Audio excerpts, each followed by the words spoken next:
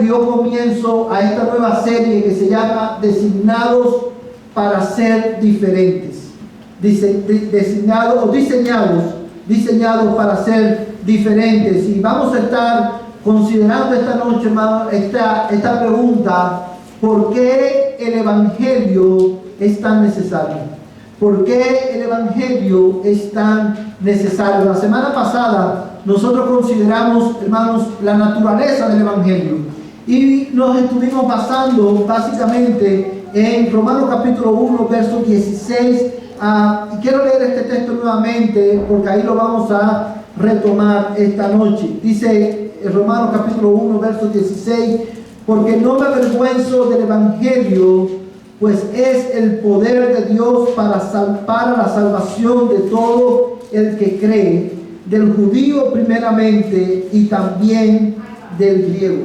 Cuando consideramos este tema la semana pasada, una de las cosas que dijimos, solamente quiero resaltar esto que aprendimos la semana pasada, y es que cuando la Biblia dice que el Evangelio es el poder de Dios para salvación, no está diciendo que el Evangelio en sí mismo es el poder de Dios, sino que lo que está comunicando es que el poder de Dios se hace visible a través del Evangelio, porque a través del Evangelio Dios trae salvación al pecador. El Evangelio es la proclamación de la suficiencia de Cristo para salvar pecadores. A través de la proclamación del Evangelio, Dios muestra su poder para salvar al hombre pecador, para traerlo de muerte a vida, de tinieblas a luz. Y vimos, hermanos, mientras consideramos ese punto, que el Evangelio es el poder de Dios, porque a través del Evangelio Dios manifiesta su poder para salvar, pero también a través del Evangelio Dios manifiesta su poder para restaurar, en la restauración de nuestra relación con Dios. Y recuerdo, hermano, cuando estuvimos hablando de este tema, cuando Dios creó al hombre, ¿para qué Dios creó al hombre? ¿Para qué Dios creó? ¿Para qué Dios nos creó a nosotros? ¿Cuál fue el propósito de Dios al crear al hombre? No fue para que, muchos dicen, Dios creó al hombre porque Dios se sentía solo. Dios no se sentía solo. Dios no necesita de nada, Dios no necesita de nadie. Él en sí mismo, en la Trinidad, cada persona de la Trinidad tiene perfecta comunión uno con otro. O sea, en Dios no hay necesidad de nada ni de nadie. Dios es para Él mismo. Dios es para Él mismo, Dios es de Dios mismo. La razón por la cual Dios crea al hombre es para que el hombre tuviera una relación con Él y el hombre pudiera glorificar a Dios con su vida. Como la pregunta del catecismo de Westminster dice, la primera pregunta, ¿cuál es el fin de la vida del hombre? O el propósito por el cual fuimos creados. Y dice, el propósito por el cual fuimos creados, o el fin de la vida del hombre, es glorificar a Dios y disfrutar de Él para siempre. Nosotros fuimos creados para derivar nuestro sentido de satisfacción y nuestro sentido de realización, hermano, de nuestra comunión con Dios. Ahora, cuando el pecado entró al mundo, esa comunión con Dios se rompió y la relación entre Dios y el hombre se rompió. Y ahora, porque Dios es santo y el hombre es pecador, el hombre no puede tener relación con Dios. Cuando Cristo vino al mundo para salvarnos al morir por nuestro pecado, pero también Cristo vino al mundo para vivir una vida perfecta en favor de todos aquellos que iban a creer. De manera que por medio de Cristo la relación que nosotros tenemos con Dios, que teníamos con Dios, fue restaurada, y ahora tú y yo, los que estamos en Cristo, podemos estar delante de Dios, hermanos, en su misma presencia, no en nuestra justicia, porque no tenemos ninguna, sino en la justicia perfecta de Jesucristo. Amén. Y cuando digo que no tenemos ninguna justicia, a lo que me estoy haciendo referencia es que ninguno de nosotros, ni aun los cristianos, somos perfectamente justos todo el tiempo. Y nosotros no podemos cumplir los mandamientos de Dios perfectamente todo el tiempo, a todos los mandamientos. Solamente uno pudo hacerlo, Jesucristo, el Hijo de Dios, el Salvador. Amén, hermanos. Ahora, esta noche vamos a continuar este tema y vamos a profundizar un poquito más y vamos a ver por qué el Evangelio es tan necesario. Y ese es precisamente, hermanos, el primer punto que quiero considerar con ustedes esta noche, la necesidad del Evangelio. Y quiero que mires conmigo, hermano, una vez más el versículo 16. Dice: porque no me avergüenzo del Evangelio, pues es el poder de Dios para salvación de todo el que cree, del judío primeramente y también al griego. Hermanos, cuando nosotros consideramos este punto o la pregunta ¿por qué el Evangelio es tan necesario?, es importante que nosotros tomemos en consideración lo que el Señor está diciendo en este pasaje. Dice Pablo: no me avergüenzo del Evangelio porque es el poder de Dios para la salvación, dice, de todo el que cree, el judío primeramente y también al griego. Hermanos, cuando nosotros consideramos esta declaración, lo que Pablo está diciendo, inspirado por Dios, hermanos, es que independientemente del contexto religioso de una persona, independientemente del trasfondo religioso de una persona, la necesidad más grande que una persona tiene es precisamente la necesidad de escuchar y responder al Evangelio. Tanto judíos como griegos. Y aquí en esta expresión, hermano, la palabra de Dios enfatiza la necesidad universal que todos los hombres tienen, una vez más, de oír y escuchar el Evangelio. Los judíos, ¿quiénes eran? Eran por quienes vino la ley de Dios. Era el pueblo de Dios en el Antiguo Testamento, Israel. Por medio de ellos vino la ley de Dios, por medio de ellos vino el Mesías. O sea, estas eran las personas que, humanamente hablando, quizás estaban más cerca de Dios. Y los griegos representaban ¿a quién? A los gentiles, aquellas personas que estaban fuera de Dios, que no tenían ningún tipo de relación con Dios. Y Pablo lo que está diciendo aquí es que tanto griegos, tanto judíos como gentiles, todos necesitan escuchar y responder adecuadamente al Evangelio de nuestro Señor Jesucristo. Cuando Pablo dice: porque no me avergüenzo del Evangelio, porque es el poder de Dios para la salvación de todo aquel que cree, del judío primeramente y también al griego, hermanos, se está enfatizando esta necesidad universal del Evangelio, pero también está enfatizando la urgencia con la cual la iglesia debe predicar el Evangelio. Ahora, ¿por qué? ¿De dónde viene la necesidad del Evangelio? ¿Por qué es tan necesario? ¿Por qué, según Pablo, todos necesitan oír y responder adecuadamente al Evangelio? Bueno, la primera razón por la cual el hombre necesita desesperadamente el Evangelio, hermano, escuchar el Evangelio y responder a él, es precisamente por el efecto del pecado en la voluntad del hombre. Lo quiero repetir. Una de las razones por la cual la necesidad más grande que el hombre tiene es escuchar el Evangelio es por el efecto del pecado en la voluntad del hombre. Yo quiero que tú mires conmigo el versículo, vamos a ir, mira el versículo 18. Porque la ira de Dios se revela desde el cielo contra toda impiedad e injusticia de los hombres que con injusticia restringen la verdad. Una vez más quiero leer ese texto. Dice la palabra de Dios: porque la ira de Dios se revela desde el cielo contra toda impiedad e injusticia de los hombres que con injusticia restringen la verdad. Vamos a hacer una pausa aquí por un momento. ¿Qué es lo que esto significa? Hermanos, este texto es bien iluminador para nosotros poder entender el efecto del pecado en la naturaleza humana.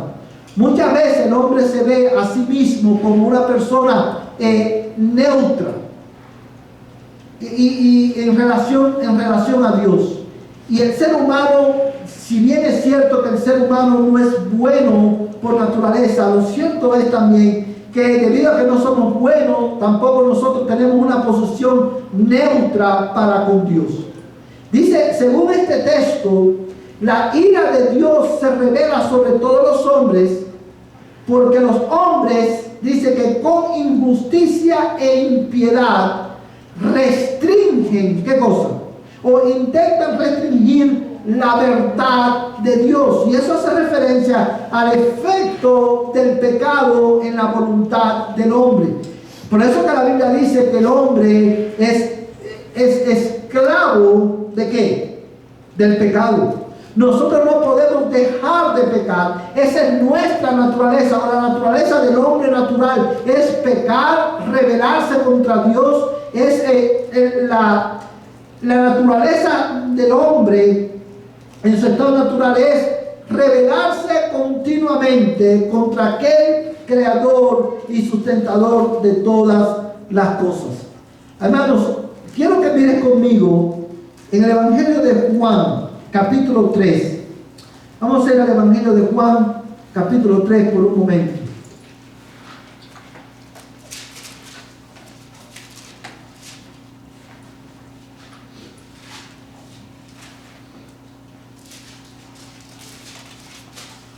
Amén. Mira este pasaje de la Escritura. Curiosamente, John chapter 3, y vamos a leer, hermanos, los versículos 18 en adelante. Los 18 hasta el verso 20. So John chapter 3, verse 18 to 20. Hermanos, cuando la mayoría de las personas que van a la iglesia, ya sean cristianos o no, la mayoría de las personas que van a la iglesia conocen Juan 3:16. So, everyone in the church, if you have been coming to church for a long time, or if you grow up in church, you know John 3:16. And I can say that it's something we know about this chapter of John is only verse 16. Si algo sabemos de Juan capítulo 3, es Juan 3:16. Ese es el pasaje que todos repetimos de memoria. ¿Cómo dice Juan 3:16? Porque de tal manera amó Dios al mundo, que ha dado su Hijo unigénito, para que todo aquel que me cree no se pierda, mas tenga vida eterna. El problema es que nosotros nos quedamos ahí y no seguimos leyendo y sacamos ese texto de su contexto. Pero mira lo que dice el versículo 18. El que cree en Él no es condenado, pero el que no cree ya ha sido condenado, porque no ha creído en el nombre del unigénito Hijo de Dios. Y este es el juicio, que la luz vino al mundo. ¿Quién es la luz? Cristo. Y la luz vino al mundo. ¿Y qué dice? ¿Cómo sigue el verso 18, hermanos? Y los hombres amaron más las tinieblas que la luz, pues sus acciones eran como malas. Porque todo, y mira el verso 20, porque todo el que hace lo malo odia la luz y no viene a la luz para que sus acciones no sean expuestas. So, fíjate, compara, hermano, Romanos capítulo 1, verso 18 con este versículo. Romanos capítulo 1 dice, el verso 18, que la ira de Dios se revela desde el cielo contra toda impiedad e injusticia de los hombres, que con injusticia restringen la verdad. Y Juan, hermano, el Señor Jesucristo por medio de Juan está describiendo la naturaleza del hombre y dice, hermano, en el verso en el verso 19, que la luz vino al mundo, y mira esta palabra que usa, pero el mundo amó, ¿qué cosa? Las tinieblas. ¿Por qué el mundo amó las tinieblas? Porque ahora, hermanos, el mundo, cuando dice que la gente del mundo amó las tinieblas, es porque amó, en vez de amar a Dios, amó ¿qué cosa? El pecado. Y como consecuencia, odia la luz. ¿Qué significa que odia la luz? Que odia a Cristo. Eso es lo que significa, porque Cristo es la luz. Aquí en estos dos versículos nosotros vemos, hermano, tanto el efecto del pecado en la voluntad del hombre, que el hombre no puede dejar de pecar, y también vemos el efecto del pecado en las emociones del hombre, en los afectos del hombre. Tú y yo, como decíamos hace un momento, fuimos creados ¿para qué? Para amar a Dios y tener una relación con Él. Pero el pecado afectó mis afectos, y ahora como consecuencia yo no amo a Dios, sino que amo el pecado. Mi voluntad ha sido esclavizada al pecado, y ahora yo ni quiero ni puedo dejar de pecar. Y eso habla, hermano, de la condición tan precaria que el hombre tiene sin Cristo. Es por eso que el Evangelio es tan necesario, porque el hombre por sí mismo no se puede salvar. El hombre por sí mismo no quiere salvarse. Mira conmigo este otro texto de la Escritura. Apocalipsis capítulo 9, versos 20 al 21. Revelation chapter 9, verse 20 through 21.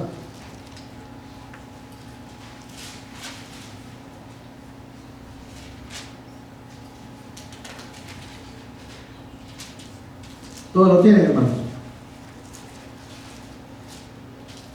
Revelation chapter 9, verse 20 to 21. Apocalipsis capítulo 9, verso 21. Verso 20 y 21. Todos lo tienen, hermanos.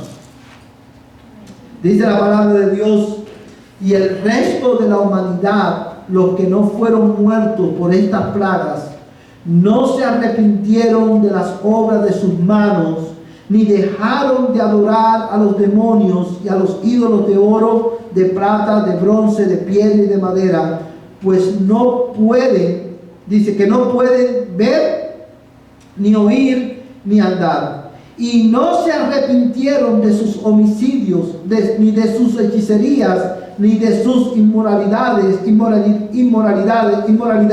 ni de sus robos. Hermanos, yo quiero que tú pienses por un momento en la profundidad de lo que este versículo está diciendo, para que tú veas y puedas entender cuánto el pecado, cuál fue la extensión del pecado en la naturaleza humana. Este versículo está en el contexto de que, hermano, de los juicios que Dios está trayendo sobre la creación por causa de el pecado de los hombres.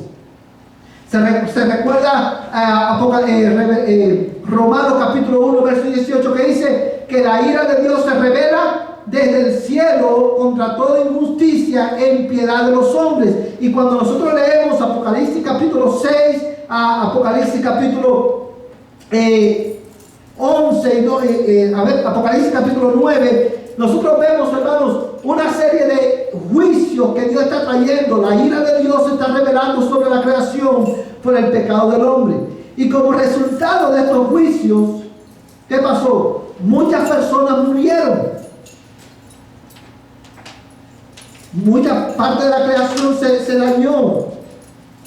Y dice la Biblia, hermano, que el resto de la humanidad, piensen esto, hermanos, el resto de la humanidad, los que no fueron muertos por estas plagas, dice el texto, no se arrepintieron de las obras de sus manos, ni dejaron de adorar a los demonios y a los ídolos de oro, de plata, de bronce, de piedra y de madera. Y el verso 21 vuelve a enfatizar la misma verdad. Dice, y no se arrepintieron. Hermanos, ¿saben lo que significa eso? Ahí el pecado afecta tanto al hombre, ha afectado tanto al hombre en nuestra naturaleza, que ni siquiera viendo los juicios de Dios sobre la vida, sobre su vida, el hombre por sí mismo no quiere ni puede salvarse, porque su voluntad está esclavizada al pecado. Y como consecuencia ama ahora las tinieblas y odia a Jesucristo. Hermanos, yo siempre digo que uno de los rechazos más grandes, que el hombre ha expresado hacia Dios, y uno de los rechazos más sutiles es precisamente el rechazo que se pone manifiesto en la salvación por obras. Cuando las personas creen que se pueden salvar por sus buenas obras, o que van a ser salvos porque son buenas personas, lo que están diciendo básicamente es: yo no necesito a Cristo. Y esa es una expresión de ¿qué? Del rechazo, del odio que el hombre siente hacia Cristo. Yo no necesito a Cristo, yo puedo salvarme por mí mismo. Yo tengo buenas obras, yo soy buena persona, Dios me va a salvar. Hermanos, cuando tú consideras el efecto del pecado en el intelecto del hombre, y consideras el efecto del pecado en las emociones del hombre, y consideras también el efecto del pecado en el intelecto del hombre, llegamos a la conclusión, hermano, de que el hombre verdaderamente no puede salvarse a sí mismo. El pecado nos dañó en nuestra voluntad. ¿Dónde lo vemos? Dice el texto que el hombre restringe la verdad con la injusticia. El pecado afectó al hombre en sus afectos. Ya el hombre no ama a Dios, ama el pecado, ama las tinieblas. Por eso no quiere ni puede venir a Cristo por sí mismo. Pero también el pecado dañó el intelecto del hombre. ¿Qué significa eso? Que el hombre no puede entender ni comprender a Dios a menos que Dios obre sobrenaturalmente y abra sus ojos para que pueda ver la gloria del Evangelio. Y esto lo vemos, hermano, en Romanos también. Vamos a regresar a Romanos. Vamos a ver, hermano, en el versículo 19. Romanos capítulo 1, versos 19 al 21. Romanos capítulo 1.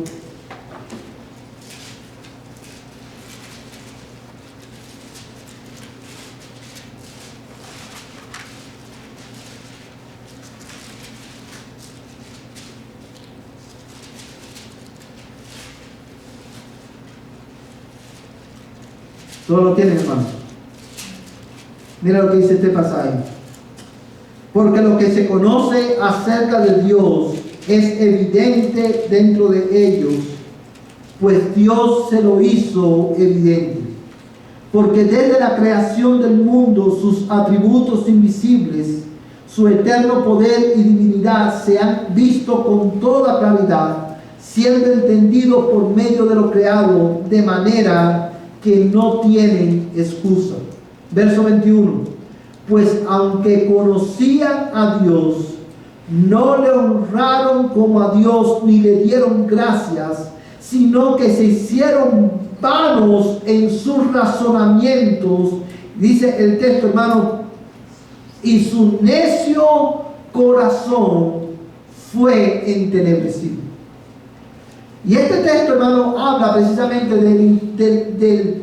del efecto que el pecado tuvo en el intelecto del ser humano.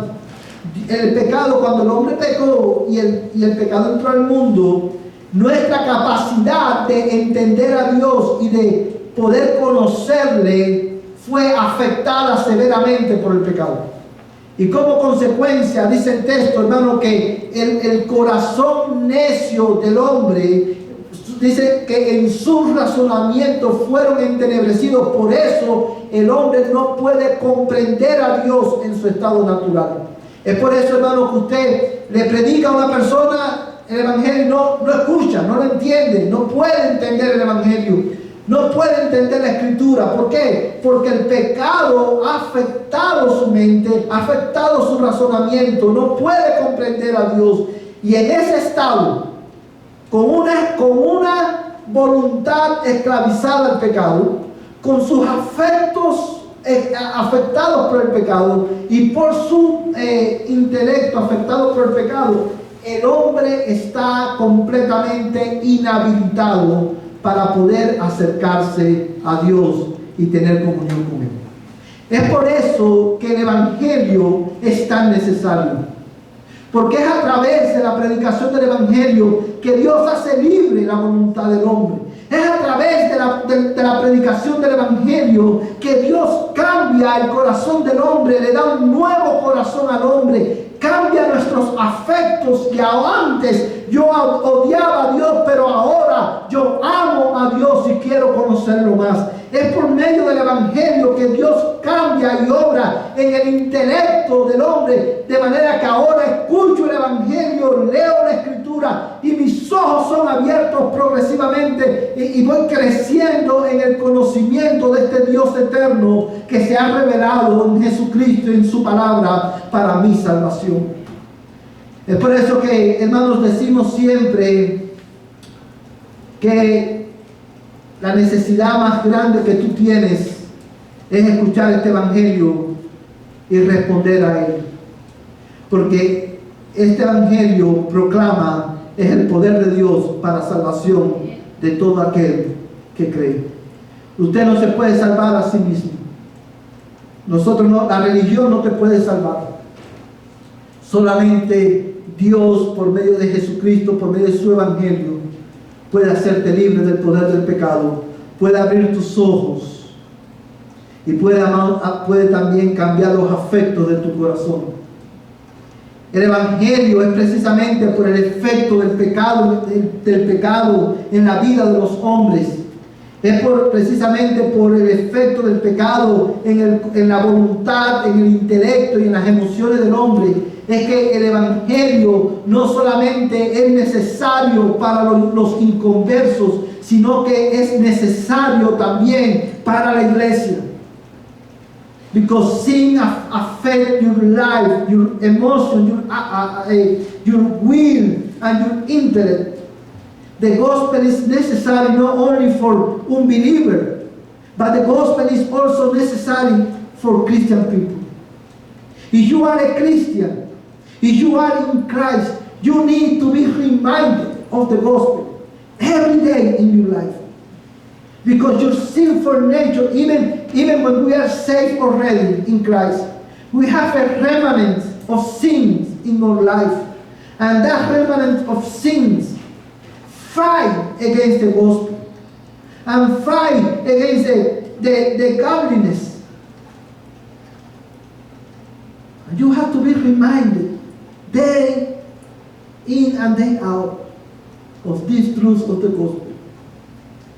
Because that is your greatest need. Esa es tu gran necesidad.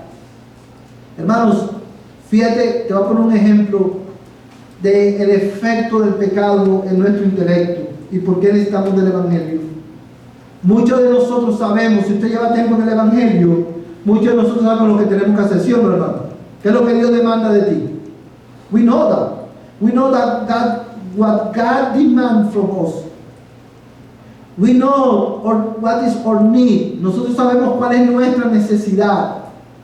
Sabemos que Dios demanda que nos animemos unos a otros con el Evangelio. ¿Lo sabemos o no lo sabemos? Sí lo sabemos. Pero aún los cristianos luchamos por nuestra naturaleza pecaminosa y aún cuando lo sabemos no lo hacemos. Even when we know it, we don't do it. Because we are struggling with the sinful nature. And we need to be reminded of the gospel. Y es por eso que el Evangelio no es solamente para los cristianos, para los inconversos. El Evangelio es para también la iglesia. Como siempre decimos en nuestra congregación, el Evangelio es la mayor necesidad tanto de los incrédulos como de los creyentes. Una de las preguntas más extraordinarias que tú le puedes hacer a un cristiano que a un cristiano se le puede hacer es: dime qué es el Evangelio. Hermano, recuérdame del Evangelio. Predícame el Evangelio. Cuando un hermano dice: hermano, ¿qué es el Evangelio? Predícame el Evangelio. Nosotros no deberíamos sentirnos ofendidos, sino que deberíamos sentirnos animados. Porque yo quiero comunicar, yo quiero saber, yo quiero comprobar que yo tengo un entendimiento claro del Evangelio. Porque una vez más, el Evangelio no es solamente para incrédulos, es para la iglesia también. Ahora, ya nosotros vimos la semana pasada la naturaleza del Evangelio, y vimos también ahora por qué el Evangelio es tan necesario. Y quiero resumir esta parte, hermano, este punto con esta expresión: el Evangelio es necesario debido al efecto del pecado en el intelecto, las emociones y la voluntad del hombre. The gospel is so necessary, so needed in your life, because of the effect of sin in your life, in your emotion, in your will, and in your intellect. You need the gospel every day in your life. So, quiero terminar esta noche, hermanos, con la metodología del Evangelio, cómo nosotros nos beneficiamos de las promesas del Evangelio, de vida eterna y salvación. How do we benefit of the promise of the gospel? Mira conmigo, hermanos, a Romanos capítulo 1 nuevamente, y vamos a ir, hermanos, al verso 16. Romanos capítulo 1, versos 16 y 17. Todos lo tienen, hermanos. Y quiero terminar con este pasaje.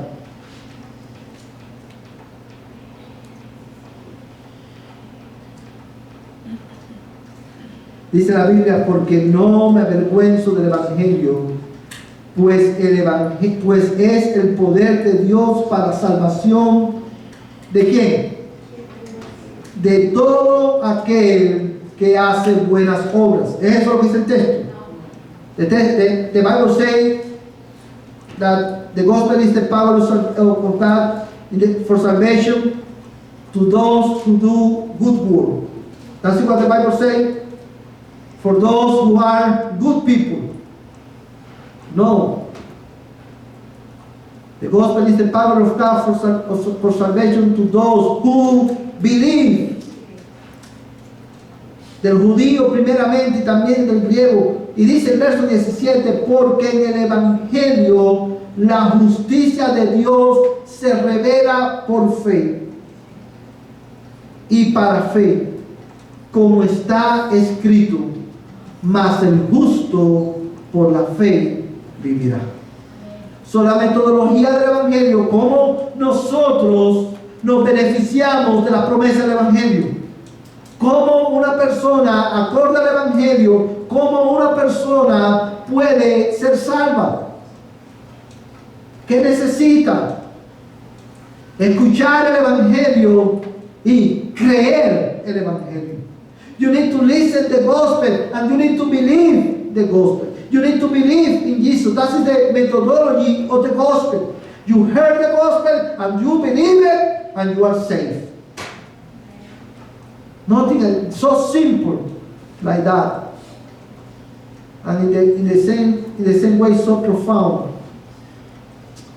Hermanos, solo por la fe, by faith alone, the sinner can be saved. En una ocasión le preguntaron a Jesucristo: ¿qué debemos hacer para poner en práctica la obra de Dios? Y Cristo respondió: esta es la obra de Dios, que creáis en el que Él ha enviado. Hermanos, porque la fe es el método del Evangelio para ser salvo y beneficiarnos de la obra de Cristo en nuestro lugar.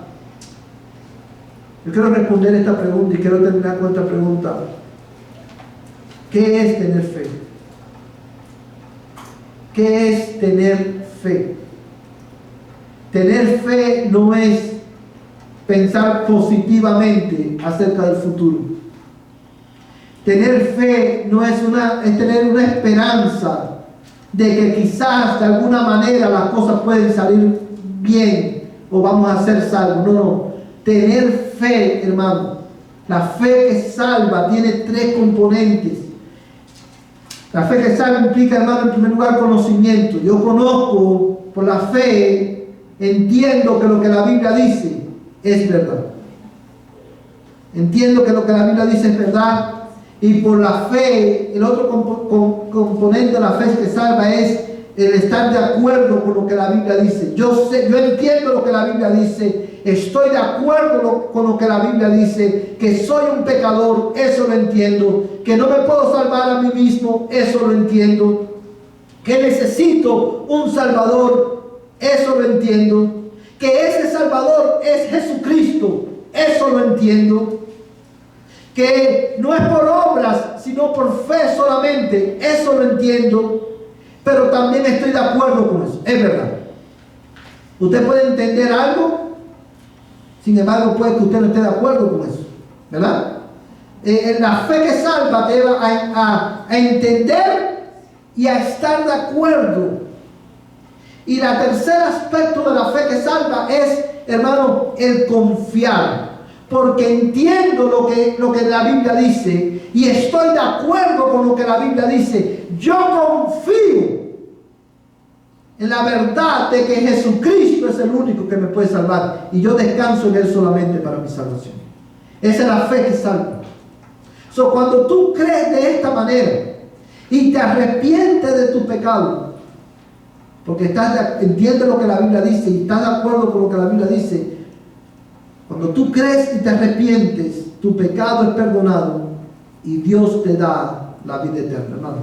Hermano, ¿qué es en Romanos 14, el verso 22, nos explica qué es el refrigerio? Si uno lo lee ahí y Hebreos también, Hebreos capítulo 12, verso 1 nos explica también lo que es la fe. Ahora, yo quiero terminar esta noche haciéndote una pregunta. I want to finish tonight asking you a question. Ya nosotros consideramos la naturaleza del Evangelio. Consideramos también, amados hermanos, la necesidad del Evangelio. Y hemos considerado brevemente la metodología del Evangelio. Ahora yo quiero hacerte una pregunta. ¿Has creído tú realmente el Evangelio? You truly believe the gospel? Y usted se preguntará, ¿cómo yo puedo saber si verdaderamente yo he creído en el Evangelio? Yo puedo saber si verdaderamente yo estoy en Cristo y el Evangelio ha cambiado mi vida? ¿Cómo yo puedo saber?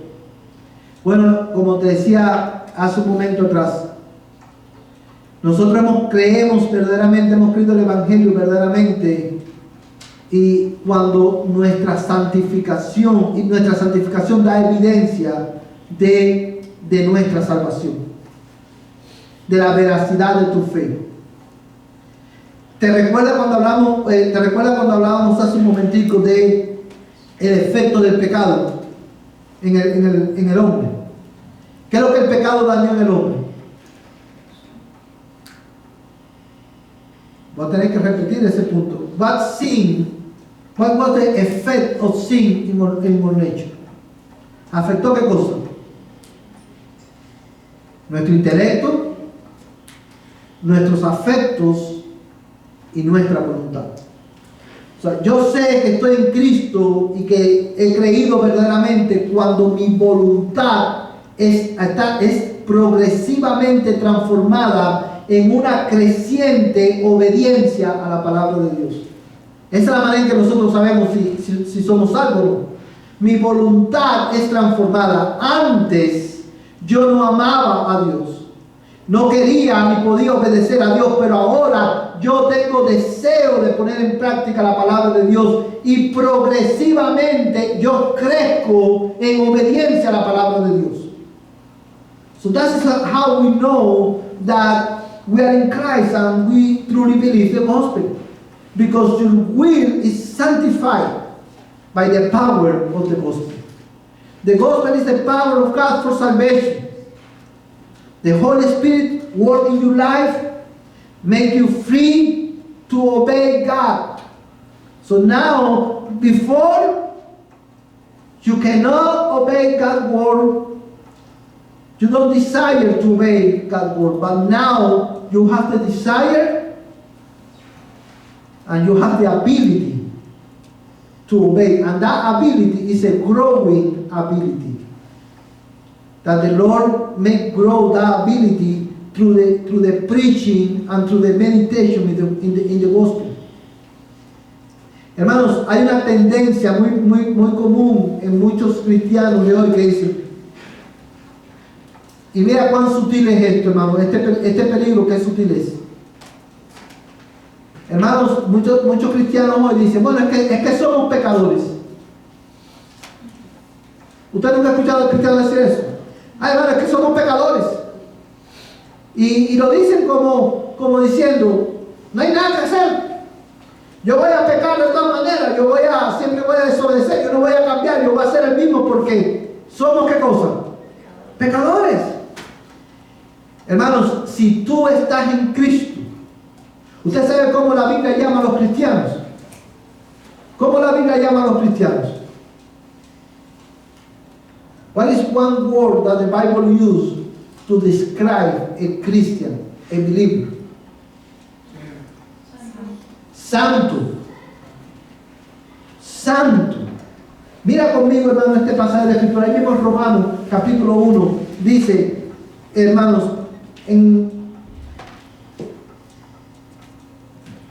Romanos capítulo 1, verso 1 dice, Pablo, siervo de Cristo Jesús, llamado a ser apóstol, apartado para el evangelio de Dios, que Él ya ha prometido por medio de los profetas en las santas escrituras, acerca de su Hijo, que nació de la descendencia de David según la carne, y que fue declarado Hijo de Dios con poder, conforme al Espíritu de santidad, por la resurrección de entre los muertos, nuestro Señor Jesucristo. Verso 5 dice, por medio de quien hemos recibido la gracia y el apostolado para promover, ¿qué cosa? La obediencia a la fe entre los gentiles por amor de su nombre, entre los cuales estabais también vosotros, llamados de Jesucristo. Y ahora mira el verso 7, read verse 7. A todos los amados de Dios que están en Roma, llamados a hacer ¿qué cosa? Santos. Gracia a vosotros y paz de parte de Dios nuestro Padre y del Señor Jesucristo. Vamos a ir rápidamente a 1 Corintios capítulo 1. 1 Corintios, después Romanos está Corintios. 1 Corintios capítulo 1. Verso 2. ¿Lo tienen todo, hermano? 1 Corintios capítulo 1, verso 2. Dice la palabra de Dios, a la iglesia de Dios que está en Corinto, a los que han sido, ¿qué cosa? Santificados en Cristo Jesús, llamados a ser, ¿qué cosa? Santos, con todos los que en cualquier parte invocan el nombre de nuestro Señor Jesucristo, Señor de ellos y nuestro. Mira lo que dice este texto, hermano. A los llamados, a la iglesia de Dios que está en Corintio, a los que han sido, ¿cómo? Santificados. Y esa palabra es muy importante porque lo que está diciendo es que la iglesia ha sido santificada. ¿En qué sentido? En que la iglesia ha sido apartada del mundo. Cuando Dios te llamó por medio del Evangelio, Dios te apartó del mundo para que ahora ya no vivas para ti, sino que ahora tú vivas para Él.